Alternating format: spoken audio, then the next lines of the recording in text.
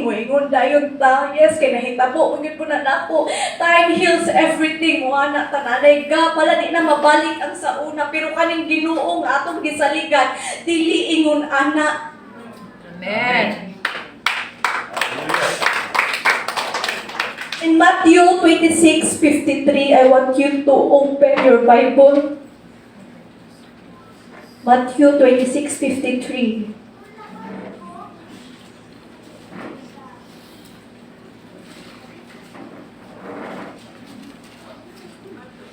Sa dihang si Jesus, sa about to be arrested, i-arrest na siya pa doon. Then, ngayon sa verse diri nga, usa sa iyang disipulo was attempting to prevent the arrest of Jesus. Diba? Kung nabasa, nagkita niyo diha, dagaling si Pedro man kuno to, lahap iyang kaning dunggan, pero giayo siya ni Jesus. Nindot yun kaayo bitaw kay ningon man si Jesus in verse 53, giingnan niya si Peter, wala ka ba masayod nga mahimo ako magpakitabang sa akong amahan o ipadaladayon niya kanako ang kapin na pulog duha ka panon sa anghel?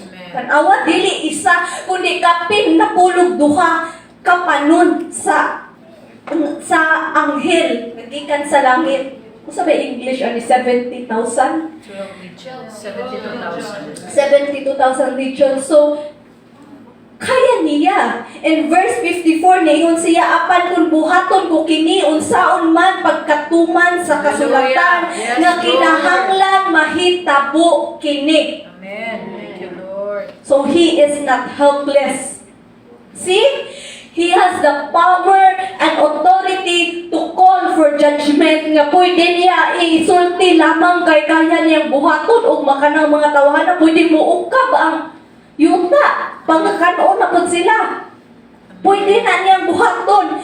But, para lang sa iyong proteksyon nga maluwas siya. Di ko siya na dahil kamatay ang taknaa. Dili siya magkalisod-lisod kay Diyos man siya.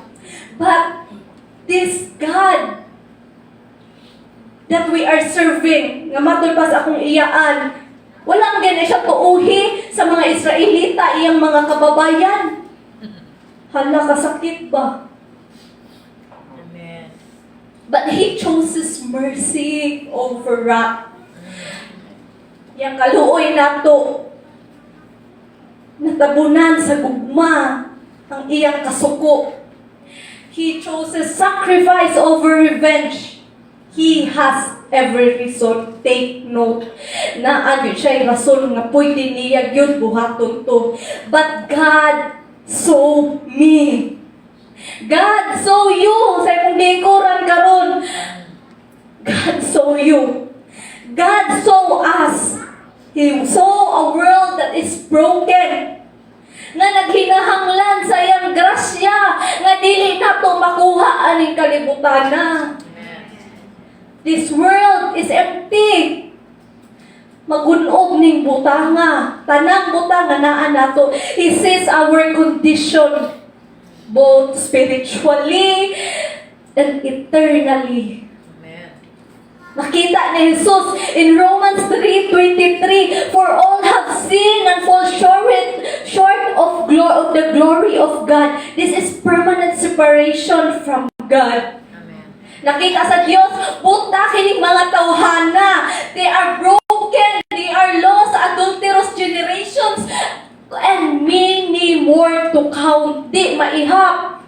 Kaya bitaw, magpa-medical ka, daghang bacteria, imong ihi, ibutang sa kuan, many more to count. Ingon ana, di na maihap ang kasalanan sa mga katawhan. Bisan sani na ramang kahugawan ang pangbuhaton sa kalibutan. Yes. There's no way to restore without Jesus. Lami unta no nga ang ubang mga tao ba nga labi na sa atong mga pamilya nga nagmaoy-maoy ron nga dili mo katawa ron kay namatay ang Ginoo. Lami unta makadungog pud sila. Pero saon man na nga they chose their destiny man. Mas ipili nila ang tradisyon. In Hebrews 10:1-4, the law cannot save